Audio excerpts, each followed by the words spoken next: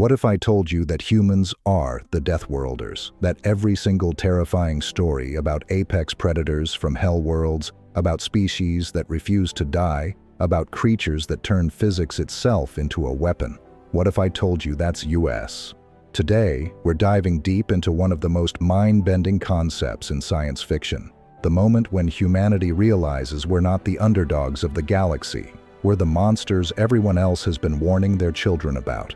But here's the twist that'll make your brain melt. There's another species out there, another group of Deathworlders. And when we finally meet them, the galaxy holds its breath, waiting to see which apex predator will blink first. Stick around, because this story has everything. First contact gone wrong, a conspiracy that spans centuries, and a revelation that will change how you see humanity forever. Welcome back to the channel, everyone. If you're new here, I'm your host, and we explore the absolute best of HFY, Humanity F. Yeah, stories from across the internet.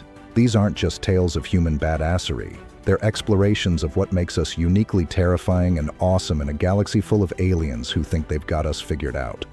Before we jump into today's epic showdown, smash that like button if you're ready to see humans face off against the only species in the galaxy that might actually be our equal. Hit subscribe and ring that notification bell, because we've got more mind-blowing HFY content coming your way every single week. Today's story is special. We're exploring what happens when humanity, already established as the galaxy's most feared Deathworlders, encounters another species from a death world just as brutal as Earth. Two apex predators, one galaxy, and a secret that neither species saw coming. The galaxy calls them the Krath, and they're about to learn why you should never, ever underestimate a human with something to protect. Chapter 1. Setting the stage. Let me paint you a picture. It's the year 2347, and humanity has been part of the Galactic Council for exactly 73 years. We're still considered the new kids, barely past our cosmic adolescence according to species that have been spacefaring for millennia. But here's the thing, we're not just new, we're different. Dr. Sarah Chen stood in the xenobiology lab aboard the research station Prometheus, staring at the holographic display of Earth's classification in the Galactic Archives. The designation glowed an ominous red, Class 12 Deathworld, Extreme Hazard. It still doesn't feel real, she muttered to her AI assistant, Aria. What doesn't feel real, Dr. Chen? Aria's voice was calm, almost soothing. That we're the scary ones. That every other species in the Council looks at Earth and sees hell. Aria paused, something she only did when processing complex emotional contexts. Dr. Chen, perhaps it would help to review the classification criteria. Sarah nodded, and the display shifted. The Galactic Council's habitability scale appeared, ranking worlds from Class 1, Paradise worlds, to Class 10, barely survivable death worlds where only the most desperate would attempt colonies. Earth broke their scale at Class 12.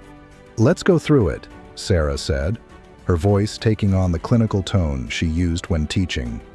Earth's gravity, 1.0 g by our measurement, is considered crushing by galactic standards. Most Council species evolved on worlds with 0.4 to 0.6 g. The display showed comparison images. A Zentari, one of the Council's founding species, stood barely a meter tall, with a skeletal structure that would snap like twigs under Earth's gravity. Our atmospheric pressure, Sarah continued, would literally implode most Council species' respiratory systems. Our weather patterns, hurricanes, tornadoes, blizzards, could level their cities. We have creatures that hunt for sport, plants that are poisonous to touch, and natural disasters that reshape continents, Aria added helpfully. And yet humans didn't just survive, you thrived. You built civilizations, you created art, music, literature, you reached for the stars. Sarah smiled grimly. Yeah, and when the Council discovered us, their reaction wasn't wonder or excitement. It was pure primal terror. Chapter 2. The Human Reputation. The holographic display shifted again, showing the Council's first contact report with humanity. Sarah had read it dozens of times, but it never failed to send a chill down her spine. First contact report. Species, designation, human threat level, extreme recommendation, quarantine and monitor. They were afraid of us before they even met us, Sarah said quietly. Our radio signals, our entertainment, our history. It all painted a picture of a species that was simultaneously brilliant and terrifyingly violent. The display showed excerpts from human media that the Council had intercepted: action movies, war documentaries, horror films, competitive sports where humans deliberately injured each other for entertainment. To be fair, Arya noted, your species does have a rather unique relationship with violence and danger. Sarah laughed. You mean the fact that we invented extreme sports? That we jump out of perfectly good aircraft for fun? That we climb mountains that can kill us just because they're there? Precisely. Most Council species find such behavior incomprehensible. To them, unnecessary risk is a sign of mental illness, not recreation. The display shifted to show humanity's integration into the Council. It hadn't been smooth.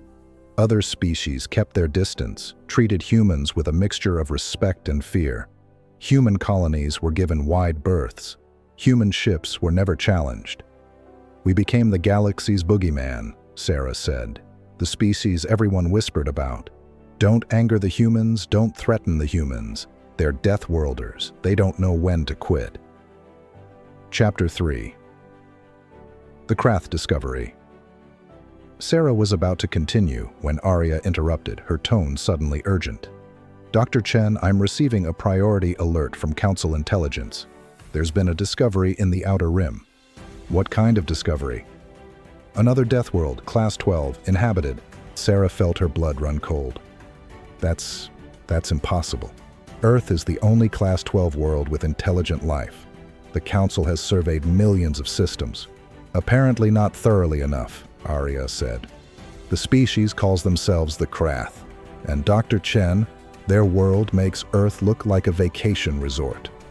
The display showed images of the Krath homeworld, designated Krath Prime by Council scouts. Sarah's jaw dropped. The planet was a nightmare. Gravity, 1.3 G. Atmospheric pressure, 1.4 times Earth standard. Average temperature, 45 degrees Celsius. And the life forms. My God, Sarah whispered. Those are the herbivores. The creatures on screen were massive, armored, with natural weapons that would make a Tyrannosaurus Rex look like a house cat. And these were the prey animals. The Krath themselves, Arya continued, are apex predators. They stand approximately 2.5 meters tall, possess natural armor plating, and have strength-to-weight ratios that exceed human capabilities by a factor of 3. Sarah stared at the images of the Krath.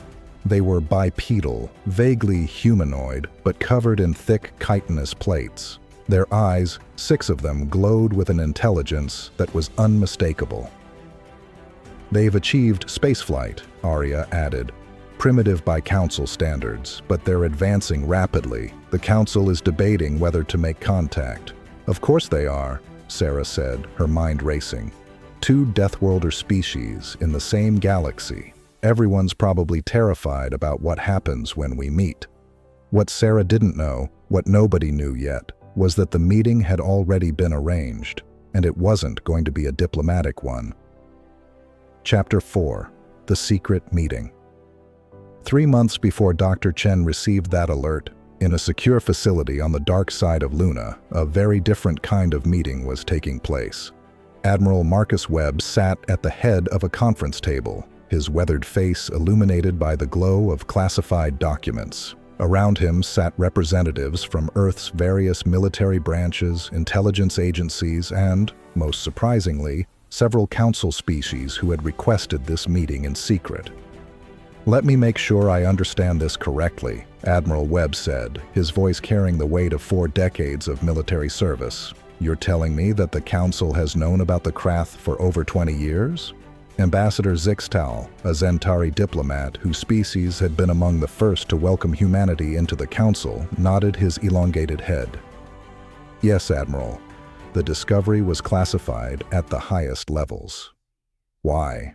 Demanded General Patricia Okonkwo, head of Earth's Planetary Defense Force. Why hide the existence of another deathworlder species? Zixtal's translator device clicked softly before rendering his response in English. Because, General, the Council was afraid. Not of the Krath specifically, but of what might happen if two deathworlder species formed an alliance. The room fell silent. Admiral Webb leaned back in his chair, processing the implications. "You thought we'd team up," he said slowly. "Two apex predator species, both from Hellworlds, both with a history of violence and conquest. You thought we'd carve up the galaxy between us. The possibility was discussed," Zixtal admitted, his skin shifting to a pale blue, a sign of shame in his species. "The Council has maintained peace for over 3,000 years, Admiral. But that peace has always been fragile. The addition of humanity already strained our systems. Another deathworlder species would break them," finished Dr. James Park, Earth's chief xenopsychologist, who sat at the far end of the table. "You're not just afraid of what we might do together. You're afraid of what we might do separately. Two deathworlder species competing for resources, for territory, for dominance." Zixtal nodded. "Precisely. The Council's wargame simulations all ended the same way, with the galaxy torn apart by conflict between humans and Krath, with the rest of us caught in the crossfire." Admiral Webb stood up and walked to the window, looking out at the cratered surface of Luna. "So what changed? Why tell us now?" "Because," said a new voice, "the Krath are coming, and we can't stop them." Everyone turned to see Commander Velkoth, a military strategist from the Taurian Collective, entering the room. The Taurians were one of the Council's most militaristic species, and if Velkoth was worried, that meant something serious was happening. "Explain," Admiral Webb ordered. Velkoth activated a holographic display showing the outer rim. 3 weeks ago, a Krath exploration fleet entered Council space. They were not invited. They did not request permission. They simply arrived. The display showed massive ships, their design brutal and efficient. No wasted space, no aesthetic considerations, pure function. "They've claimed 17 uninhabited systems," Velkoth continued. "When Council patrol ships attempted to make contact, the Krath ignored them. When we sent diplomatic envoys, they were turned away. The Krath are expanding, and they're not asking for permission." General Okonkwo leaned forward. "Have they been hostile?" "Not overtly," Velkoth admitted, "but they've made their position clear. They will take what they need, and anyone who interferes will be removed. It's not a threat. It's a statement of fact." Admiral Webb turned back to the group. "And you want us to do what exactly? Fight them? Negotiate with them? Become the Council's attack dogs?" "No," Zixtal said quickly. "We want you to meet them, as equals, as fellow Deathworlders. Perhaps you can establish a dialogue that we cannot." Dr. Park spoke up, his voice thoughtful. "You're hoping that we'll understand each other, that two species from Deathworlds will have enough in common to find peaceful coexistence. Or," Admiral Webb said grimly, "you're hoping that if we do fight, we'll destroy each other and solve your problem permanently." The silence that followed was damning. Zixtal's skin shifted through several colors before settling on a deep purple, regret mixed with resignation. "The Council is not monolithic, Admiral," the Zentari diplomat said quietly. "Some members do hope for mutual destruction, but others, myself included, believe that Deathworlders are not inherently violent, that you can be reasoned with, that peace is possible." Admiral Webb studied the alien for a long moment. "The one that fears you both," "And which faction is winning?" Zixtal admitted. "Which is why this meeting is secret. Why I'm risking my career, possibly my life, to be here. Because if the Council's hardliners have their way, they'll engineer a conflict between humans and Krath that neither species will survive." Chapter 5. The plot thickens. After the meeting, Admiral Webb and Dr. Park walked together through the secure corridors of the Luna facility. "What do you think?" Webb asked. Park was quiet for a moment, his mind clearly working through the implications. "I think we're being played, but I also think Zixtal is telling the truth, or at least the truth as he knows it." Meaning? Meaning there are layers to this conspiracy we haven't uncovered yet. The Council isn't just afraid of humans and Krath forming an alliance or fighting each other. They're afraid of something else. Something they're not telling us. Webb stopped walking. "What makes you say that?" Park pulled out a datapad and showed Webb a series of reports. "I've been analyzing the Council's behavior patterns since we joined. Every major decision, every policy change, every diplomatic initiative. There's a pattern, Marcus. The Council isn't just maintaining peace. They're maintaining stagnation." "Explain." "Think about it. 3,000 years of peace. Sounds great, right? But in those 3,000 years, how much has Council technology advanced? How much has their society evolved? How many new ideas have been introduced?" Webb frowned. "You're saying they've stopped innovating?" "Exactly. The Council has achieved a stable equilibrium, and they're terrified of anything that might disrupt it. New species, new technologies, new ideas, they're all threats to the status quo. And humans? Humans are chaos incarnate," Park finished. "We innovate constantly. We question everything. We refuse to accept that's how it's always been done as an answer. In 73 years, we've introduced more new technologies and concepts to the Council than they've developed in the last millennium." Webb started walking again, his mind racing. "So the Krath represent the same threat. Another deathworlder species that will refuse to fit into their neat little boxes." "Worse," Park said. "The Krath might inspire other species to question the Council's authority. If two deathworlder species can thrive without Council guidance, what does that say about the Council's necessity?" They reached Webb's office, and the Admiral poured them both a drink. Real whiskey, not the synthetic stuff most of the galaxy consumed. "So what do we do?" Webb asked. Park took a sip and smiled. "We do exactly what they're afraid of. We meet the Krath, we establish communication, and we show the galaxy that deathworlders don't have to be enemies." Park's smile faded. "Then we show them why Earth survived long enough to reach the stars. We show them what happens when you threaten a species that evolved by refusing to die." Chapter 6: The Meeting. The neutral station, designated as the meeting point, was a marvel of Council engineering. A massive structure floating in the void between territories designed to accommodate dozens of different species simultaneously. Captain Elena Rodriguez stood in the docking bay of the Indomitable, Earth's newest diplomatic vessel, watching as her crew made final preparations. She'd been chosen for this mission because of her unique combination of military experience and diplomatic training. She'd also survived first contact with 3 different hostile species, which apparently made her qualified for this particular nightmare. Captain, her first officer, Commander David Kim, approached with a datapad. "Final briefing from Earth Command. They're concerned?" Elena snorted. "That's putting it mildly. What are the actual orders?" "Establish peaceful contact if possible. Gather intelligence on Krath capabilities and intentions, and..." Kim hesitated. "And survive. Those are the exact words. Above all else, survive. They want us to come back with information, even if the meeting goes badly." Elena nodded grimly. "Understood. What do we know about the Krath delegation?" Kim pulled up a holographic display. 3 ships, smaller than ours but heavily armed. The lead ship is commanded by someone the Council translators are calling War Leader Krathzar. Apparently their language doesn't have a direct translation for captain or commander. Everything is framed in terms of warfare. "Wonderful," Elena muttered. "Anything else?"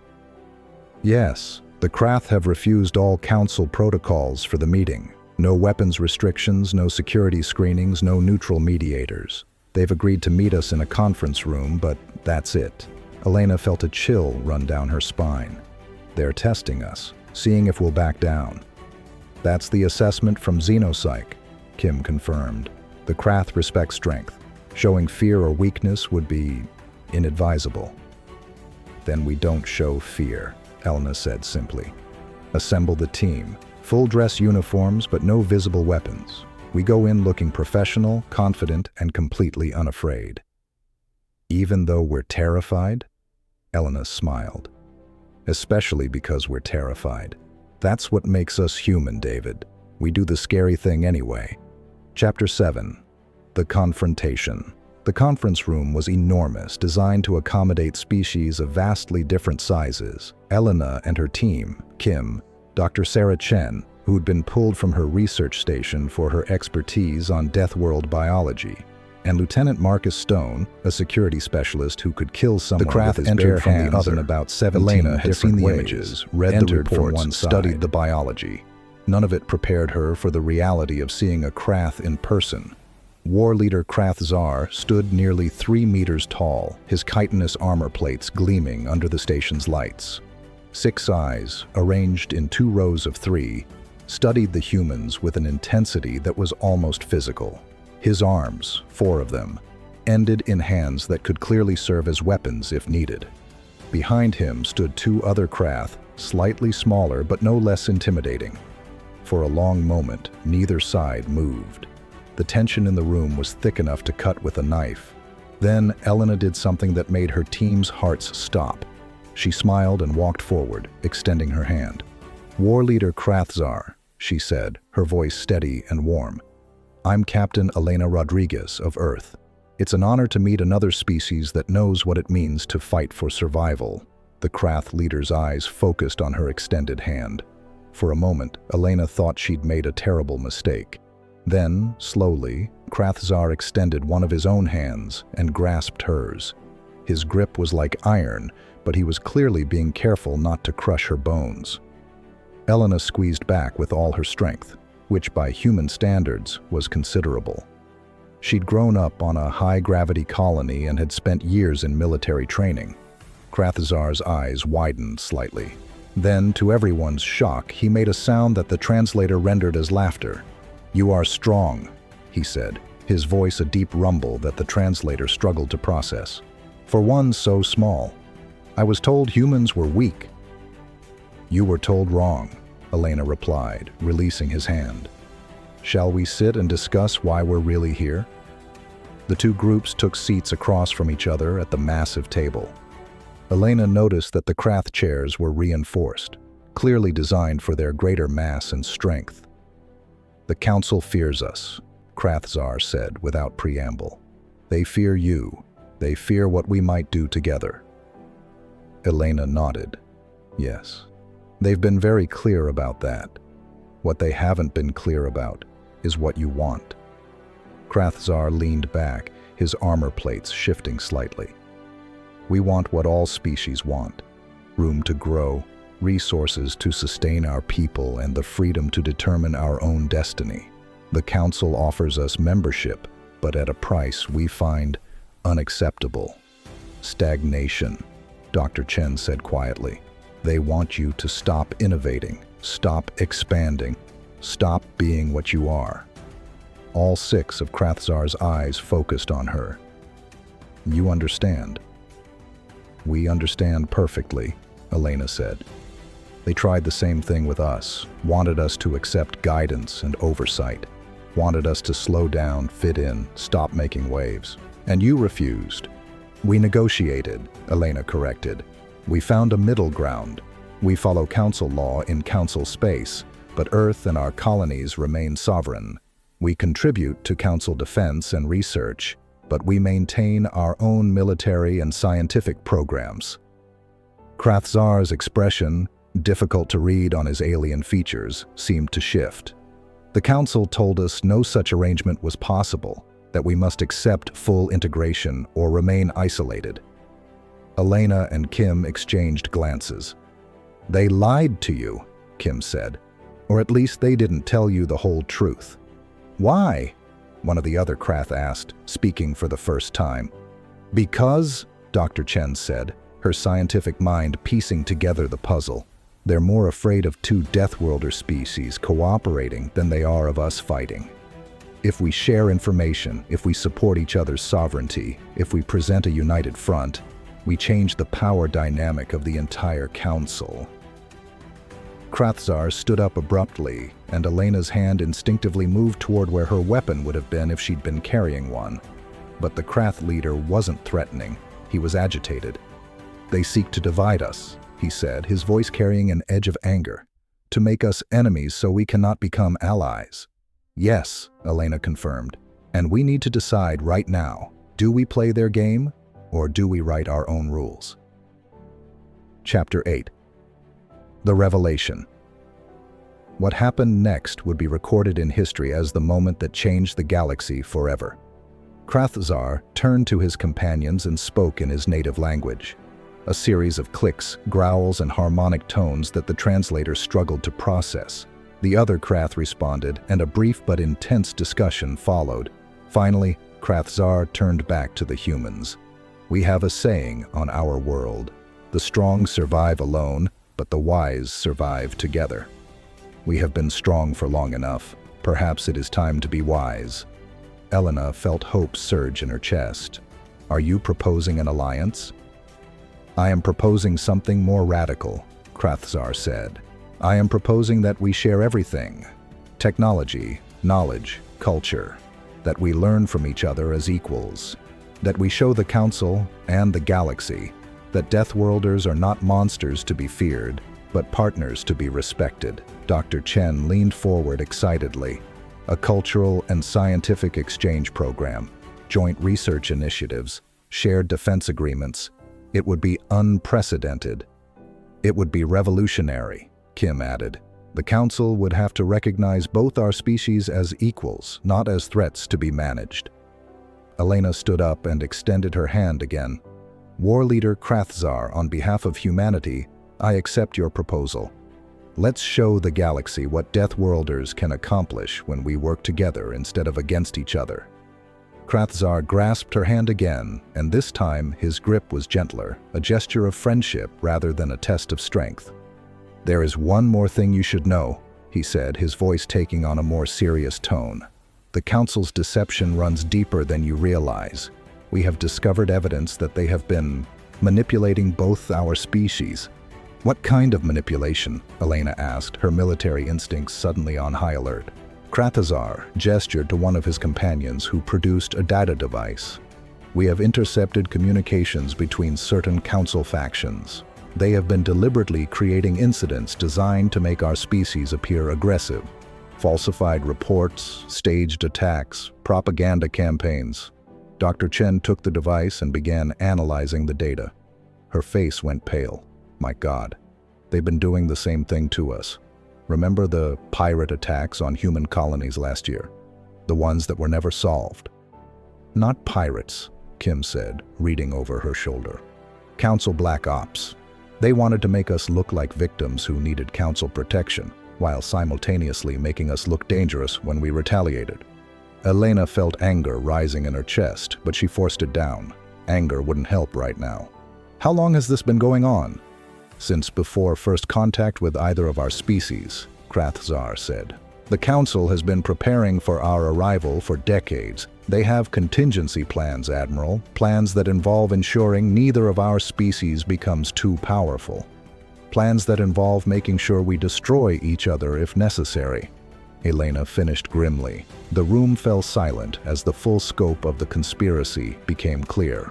The Council, or at least certain factions within it, had been playing a long game, manipulating two deathworlder species like pieces on a chessboard. "So what do we do about it?" Lieutenant Stone asked, speaking for the first time. His voice was quiet, but there was steel in it. Elena looked at Krathzar, and in that moment, an understanding passed between them. Two apex predators, two survivors from hell worlds, two species that had been underestimated and manipulated. "We do what deathworlders do best," Elena said with a cold smile. "We survive, we adapt, and we show them exactly what happens when you try to play games with species that evolved by refusing to die." Krath's expression shifted into what could only be described as a predatory grin. "I believe humans have a saying, 'Don't start none, won't be none.'" Despite the tension, Elena laughed. "You've been studying our culture." "Of course. Know your enemy, as your military strategists say, though I find I prefer know your ally." Chapter 10. The Conspiracy. Unravel's back on Luna, Admiral Webb was having the worst day of his career, and considering he'd survived 3 wars and a diplomatic incident that nearly started a 4th, that was saying something. "Say that again," he demanded, staring at the holographic display showing Captain Rodriguez's report. "The Council has been manipulating both humans and Krath for decades," Dr. Park repeated, his voice tight with controlled anger.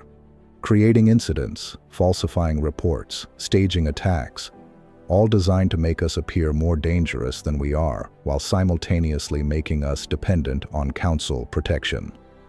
Ambassador Zixtal, who had been present for the briefing, had turned a color that Park's xenobiology database identified as extreme distress. "This cannot be true. The Council would never—" "The Council wouldn't," Webb interrupted, "but certain factions within it would. You said it yourself, Ambassador, the Council isn't monolithic. There are hardliners who see deathworlders as existential threats." Zixtal was silent for a long moment. Then, slowly, his skin shifted to a deep red. Determination. "If this is true, it is a violation of every principle the Council was founded upon. I must bring this to the full Council immediately." "No," Park said sharply. "If you do that, the conspirators will know we're onto them. They'll destroy evidence, eliminate witnesses, and probably accelerate whatever endgame they have planned." "Then what do you suggest?" Webb smiled grimly. "We do what Captain Rodriguez and war leader Krathzar are doing. We gather evidence, build our case, and then we expose the conspiracy in a way that can't be denied or covered up." "How?"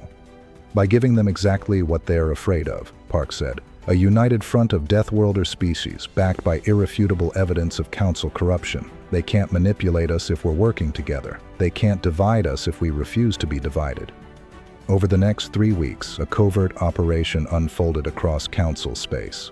Human intelligence operatives, working alongside Krath warriors, who proved to be surprisingly adept at espionage, infiltrated Council facilities and gathered evidence. What they found was damning. The conspiracy went back over a century, to when Council long-range scouts first detected radio signals from Earth. A faction of Council members, led by a species called the Vexnar, had decided that deathworlder species represented an unacceptable risk to galactic stability. Their solution: ensure that any deathworlder species that achieved spaceflight would either be controlled through manipulation and dependency or eliminated through engineered conflicts. Earth had been their first test case, the Krath were their second. "They've done this before," Dr. Chen said, reviewing the historical records they'd uncovered. "There were 3 other deathworlder species that achieved spaceflight over the past 2,000 years. All 3 were destroyed in tragic conflicts with neighboring species. Conflicts that were engineered by the Vexnar," Kim added. "They've been systematically eliminating any species that might challenge Council authority. But the Vexnar had made one critical mistake. They'd underestimated how quickly humans and Krath would figure out the game and how effectively they'd work together once they did." Chapter 11. The Confrontation. The emergency session of the Galactic Council was called under the pretense of addressing tensions between human and Krath territories.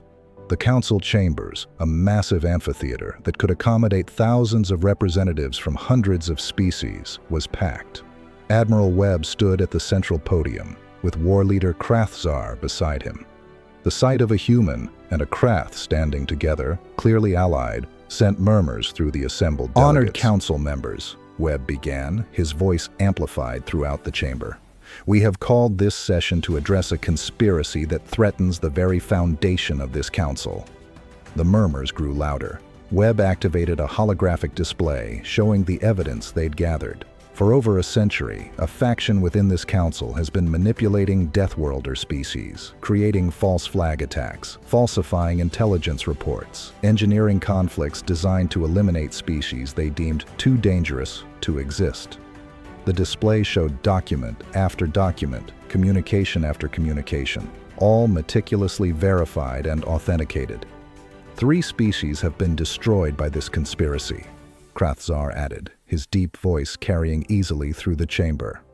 Earth and Krath Prime would have been the 4th and 5th, but we discovered the truth, and now we demand justice.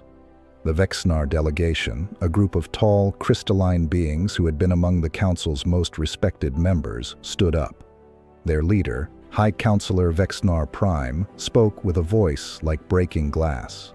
These accusations are absurd. Humanity and the Krath are clearly attempting to destabilize the Council with fabricated evidence. The evidence has been verified by 17 independent Council species.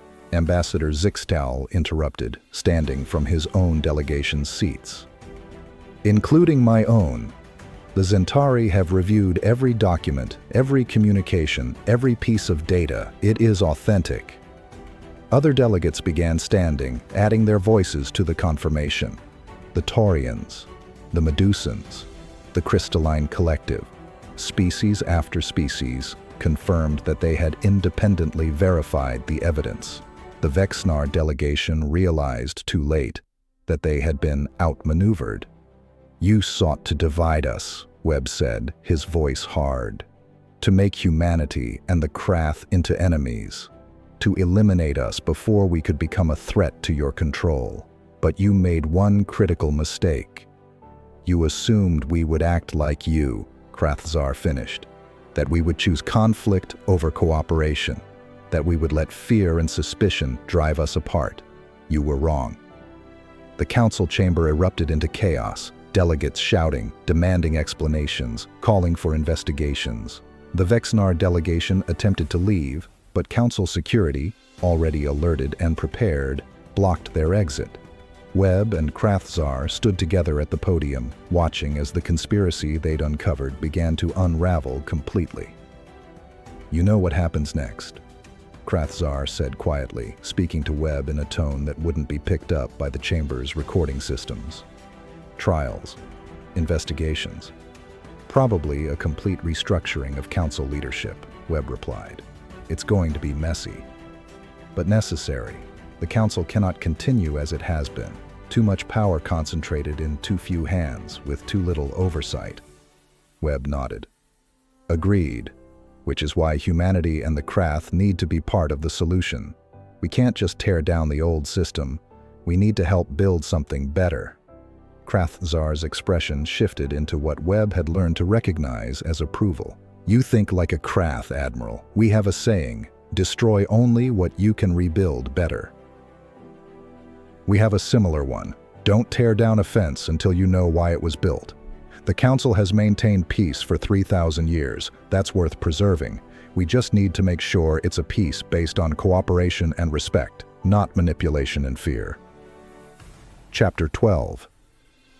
The New Order. 6 months later, Dr. Sarah Chen stood in the same xenobiology lab where this story had begun, but everything had changed. The Galactic Council had been restructured. The Vexnar faction had been removed from power, their leaders facing trial for crimes against sapient species. New oversight committees had been established, with representation from every member species, including humans and Krath. But more importantly, the galaxy had changed. The Human-Krath alliance had sparked something unexpected. Other species began questioning the old ways, demanding more autonomy, pushing for innovation and change. The 3,000-year stagnation was ending, replaced by a new era of growth and cooperation. "Aria," Sarah said, looking at the updated classification for Earth in the Galactic archives. "What does it say now?" "Earth is now classified as a Class 12 deathworld, extreme environment, high innovation index," Aria replied. "The extreme hazard designation has been removed. Similar changes have been made to Krath Prime's classification." Sarah smiled. We're not the monsters anymore. You never were, Dr. Chen. The galaxy simply needed time to understand that different and dangerous are not the same thing. On the view screen, Sarah could see a Krath science vessel docking with the station. The Joint Human-Krath Research Program was about to begin its first major project, studying the unique evolutionary pressures that created deathworlder species and how those pressures led to innovation and adaptability. You know what the best part is? Sarah said to Arya. We're not just studying deathworlds anymore. We're learning from each other, humans and Krath working together to understand what makes us special. And perhaps, Arya added, showing the rest of the galaxy that the things that make you scary, your adaptability, your refusal to quit, your innovative thinking, are exactly the things that make you valuable. Sarah nodded, watching as the first Krath scientists disembarked from their vessel. They were greeted by human researchers, and despite the obvious physical differences, there was an easy camaraderie between them. Two deathworlder species, once manipulated into fearing each other, now working side by side. Arya, Sarah said, I think this is the beginning of something amazing. I believe you are correct, Dr. Chen. The galaxy will never be the same. Chapter 13. The Real Threat. But our story doesn't end with political reform and scientific cooperation.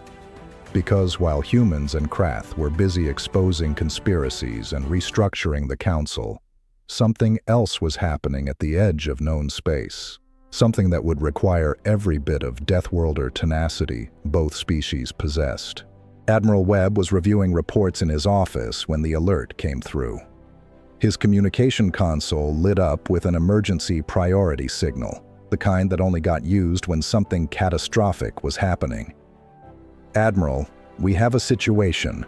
Captain Rodriguez's voice came through, tense and urgent. You need to see this. The holographic display activated, showing sensor readings from the outer rim. Webb's blood ran cold. What am I looking at? We're not entirely sure, Rodriguez admitted. But whatever it is, it's big, and it's heading toward Council space. The readings showed a massive energy signature, unlike anything in Council databases. It was moving through space at speeds that should have been impossible, consuming everything in its path. Get me War Leader Krath Zar, Webb ordered. And someone find Dr. Chen. I think we're going to need her expertise. Within hours, a crisis meeting was convened. Human and Krath military leaders, council representatives, and scientific experts gathered to analyze the threat. It's not a ship, Dr. Chen explained, studying the data. Or at least, not a ship as we understand them. It's more like a swarm. Millions of individual entities moving in perfect coordination. The Scourge, Krath Zar said quietly, his voice carrying a note of something humans rarely heard from him. Fear. Everyone turned to look at the Krath leader. You know what this is? Webb asked. We have legends, Krath Zar said. Stories passed down from the earliest days of our civilization, of a plague that came from the stars, consuming everything in its path. We thought they were just myths, warnings to keep us humble. They're not myths, said a new voice. Ambassador Zixtal entered the room, his skin a color that Chen's database identified as existential dread. The Council has records, sealed records, classified at the highest levels. The Scourge has appeared 3 times in recorded history. Each time, it consumed entire sectors before it could be stopped. How was it stopped? Rodriguez asked. Zixtal's silence was answer enough. It wasn't, Webb said grimly. It just moved on, left on its own. Correct, Zixtal confirmed. The Council's strategy has always been to evacuate threatened sectors and hope the Scourge loses interest. We've never been able to fight it. Because you've never had deathworlders before, Krath Zar said, his voice taking on a harder edge. You've spent 3,000 years avoiding conflict, maintaining peace through diplomacy and compromise, but some threats cannot be negotiated with. Webb nodded, understanding immediately. You're saying this is what deathworlder species are for. This is why we evolved the way we did. Precisely, Dr. Chen said, her scientific mind making connections. Think about it. Earth and Krath Prime are both worlds where survival meant constant adaptation. Constant innovation, constant fighting. We didn't evolve to be peaceful. We evolved to survive impossible odds. And now, Rodriguez added, we're facing impossible odds on a galactic scale. Chapter 14. Preparation. The next 2 weeks were a blur of activity. Human and Krath military forces mobilized on a scale never before seen. But this wasn't a traditional military operation. It was something entirely new. We can't fight this thing with conventional weapons, Dr. Chen explained during a strategy session. The Scourge adapts too quickly. Every weapon we use against it, it learns to counter within hours. So we don't give it time to adapt, said Commander Kim. We hit it with everything at once, overwhelming force, multiple attack vectors, constant innovation. A deathworlder strategy, Krath Czar observed with approval. Not elegant, not efficient, but effective.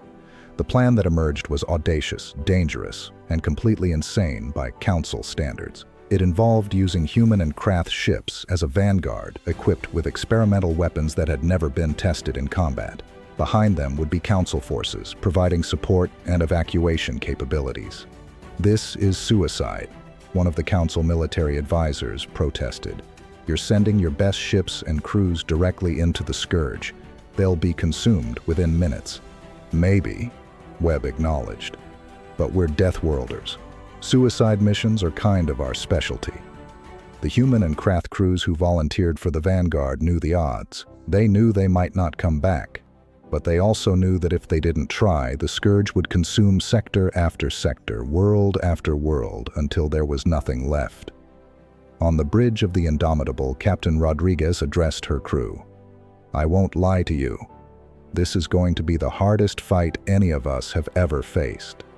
The Scourge has destroyed civilizations that were more advanced than ours. It's consumed worlds that had defenses we can only dream of. She paused, looking at each of her crew members. But those civilizations weren't deathworlders. They didn't evolve by refusing to die. They didn't build their societies on the principle that impossible just means it hasn't been done yet. We're humans, she continued, her voice growing stronger. We climbed to the top of Earth's food chain not because we were the strongest or the fastest, but because we were too stubborn to quit. Because when faced with extinction, we adapted, we innovated, we survived. On the Krath flagship Unyielding, war leader Krath Czar gave a similar speech to his warriors. The Scourge believes it is inevitable. That consumption is its nature and nothing can stand against it. Today, we teach it that there are forces in this universe more inevitable than hunger. We are Krath, he declared. We are the children of a world that tried to kill us every day of our existence. We are the survivors of 1,000 extinctions, and we do not yield. Chapter 15. The Battle. The Scourge entered the Kepler sector like a wave of darkness, its millions of individual entities moving with terrifying coordination. Each entity was roughly the size of a fighter craft, but they moved like a single organism, adapting and responding to threats with inhuman speed. The human Krath Vanguard met them head-on. All ships engage, Rodriguez ordered. Remember the plan. Constant innovation, no repeated tactics. Keep them guessing. The Indomitable opened fire with its main weapons, not traditional energy beams, but something humans had developed specifically for this battle, quantum disruption pulses that didn't just damage the Scourge entities, but scrambled their coordination signals. The Krath ships used a different approach, kinetic weapons that fired at relativistic speeds, too fast for the Scourge to adapt to. Each projectile was different mass, different composition, different trajectory. For the first time in recorded history, the Scourge's advance slowed. "It's working!" Kim shouted from his station. "They're having trouble adapting to our tactics." "Don't celebrate yet," Rodriguez warned. "They're learning. Adjust firing patterns. Switch to secondary weapons." The battle became a deadly dance. The humans in Krath would use a tactic. The Scourge would begin to adapt. and before the adaptation was complete, the Deathworlders would switch to something completely different. Plasma weapons, kinetic bombardment, gravitational weapons, biological agents, nanite swarms, even old-fashioned nuclear warheads. They're trying to predict our patterns, Dr. Chen reported from the science station. But we're not following any patterns. We're just throwing everything we have at them. Chaos is a weapon. Krath's voice came through the communication channel. The Scourge seeks order, predictability. We give them neither. But the Scourge was vast, and even with their innovative tactics, the human Krath forces were being slowly overwhelmed. For every entity they destroyed, 10 more took its place. "We're not going to win this way," Rodriguez said, studying the tactical display. "We're hurting them, but we can't destroy them all. Then we don't destroy them." Webb's voice came through from the command ship. "We do what Deathworlders do best. We survive by making the environment hostile to our enemies."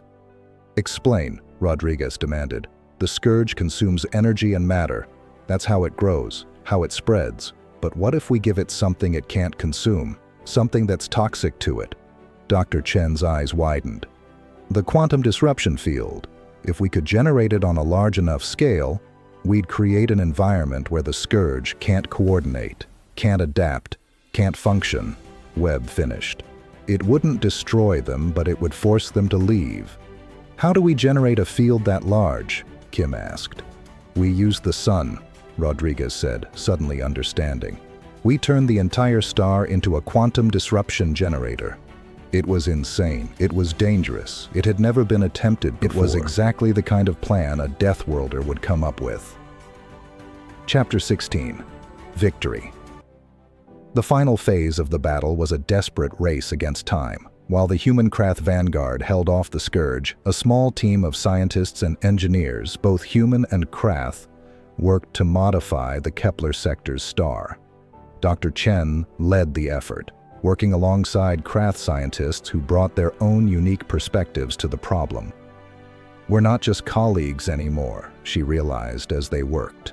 "We're partners. We think differently, approach problems from different angles, but together we're stronger than either species alone."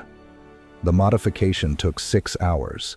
6 hours of constant battle, of ships being destroyed, of crews sacrificing themselves to buy time. But finally, it was ready. "Activating quantum disruption field," Chen announced. "This is going to be spectacular." The star pulsed, and a wave of energy spread outward through the system. It wasn't destructive, not to normal matter, but to the Scourge, it was like poison. The entities began to convulse, their coordination breaking down. They tried to adapt, but the field was too chaotic, too unpredictable. It was designed by Deathworlders, after all, species that had evolved in chaos and learned to thrive in it. Within minutes, the Scourge began to retreat, fleeing the system as fast as it had entered. On the bridge of the Indomitable, Rodriguez watched the tactical display as the threat markers disappeared one by one. Did we just win?" "We survived," Krath's voice came through, carrying a note of satisfaction. Which, for Deathworlders, is the same thing. Chapter 17. The Aftermath. 3 months after the Battle of Kepler Sector, the Galactic Council held a ceremony honoring the human and Krath forces that had defended against the Scourge. Admiral Webb and War Leader Krath stood together on the stage, accepting medals and commendations from Council representatives. But the real significance of the moment wasn't the awards, it was what they represented. "For 3,000 years, the Council speaker said, we have maintained peace through diplomacy, through compromise, through avoiding conflict. But we have learned that some threats cannot be negotiated with. Some challenges require a different kind of strength." The speaker turned to Webb and Krath. "You have shown us that Deathworlder species are not threats to be feared or controlled. You are defenders, innovators, survivors, and the galaxy is stronger for your presence." Later at a private reception, Webb and Krath stood together, watching as human and Krath officers mingled with Council representatives. "You know what the best part is?" Webb said.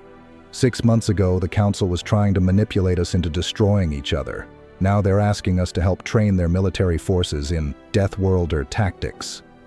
Krath's expression shifted into amusement. They fear us less now that they've seen what we can do. Paradoxical, but very human. Very Krath too, I think, Webb replied. We're more alike than anyone expected. But different enough to be stronger together, Krath added. Your species thinks in ways mine does not. You see solutions we would miss, and we bring perspectives you lack. Webb nodded. That's what the Council never understood. They thought diversity was a weakness, something to be managed and controlled. But diversity is strength. Different perspectives, different approaches, different ways of thinking. That's what lets us solve impossible problems.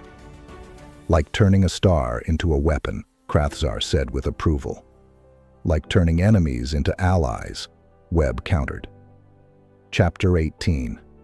The future Dr. Sarah Chen stood in her lab, now expanded to accommodate both human and Krath researchers. They were working on a new project, studying the Scourge samples they'd collected during the battle. If we can understand how it adapts, she explained to her team, we can develop better defenses, maybe even find a way to communicate with it. One of the Krath scientists, a young female named Krath Lin, looked up from her microscope. You wish to communicate with the Scourge after it tried to consume us? That's what humans do, Chen replied with a smile. We try to understand things, even things that want to kill us. Especially things that want to kill us. How else do you learn? Krath Lin's expression shifted. Chen had learned to recognize it as the Krath equivalent of a smile. You are very strange, Dr. Chen, but I am beginning to understand why the galaxy finds humans so unsettling. Because we refuse to accept that anything is impossible? Because you refuse to accept that anything is unknowable, Krath Lin corrected.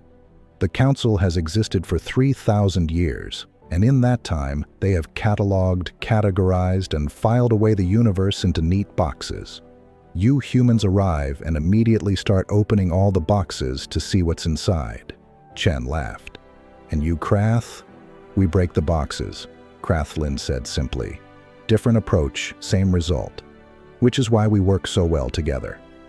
On Earth, in a classroom full of children, a teacher was explaining the events of the past year. The students, human children who had grown up knowing that aliens existed, listened with wide eyes. So the Krath are our friends now? One child asked. More than friends, the teacher replied. They're our partners, our allies. They're proof that being different doesn't mean being enemies. But they're so scary looking, another child said. The teacher smiled. You know what? The Krath children probably think we look scary too, but that's okay. Being scary isn't the same as being bad. Sometimes being scary means you're strong enough to protect the people you care about. Like superheroes? A third child asked excitedly. Exactly like superheroes, the teacher confirmed. Humans and Krath are the galaxy's superheroes. We're the ones who step up when everyone else is afraid. We're the ones who refuse to quit, no matter how impossible things seem. On Krath Prime, a similar conversation was happening in a warrior training hall. Young Krath warriors were learning about the Battle of Kepler Sector. The humans fought alongside us, their instructor said. They are small, weak by our standards, and their armor is soft. But they do not yield. They adapt, they innovate, they survive. Are they worthy allies? One young warrior asked. They are more than worthy, the instructor replied. They are necessary. We Krath are strong, but strength alone is not enough. The humans bring something we lack, the ability to see problems from angles we would never consider. Together, we are greater than the sum of our parts. Chapter 19. The Message. As our story draws to a close, let's return to where we began. The question of what happens when two deathworlder species meet. The galaxy feared that humans and Krath would destroy each other, or worse, team up to conquer everyone else. But the reality was far more interesting. Two species from hell worlds, both apex predators, both survivors of impossible odds, met and recognized something in each other. Not enemies, but kindred spirits. They showed the galaxy that deathworlders aren't monsters. They're innovators. They're survivors. They're the ones who refuse to accept that anything is impossible. And when the galaxy faced a threat that couldn't be negotiated with, couldn't be avoided, couldn't be defeated by conventional means, it was the deathworlders who stepped up. It was the humans and Krath who said, "We've survived worse. We'll survive this too." The ultimate showdown between deathworlders wasn't a battle. It was a partnership. It was proof that the things that make us different, our unique perspectives, our different approaches to problems, our varied ways of thinking, are exactly what make us stronger together. Admiral Webb said it best in his final report to Earth Command.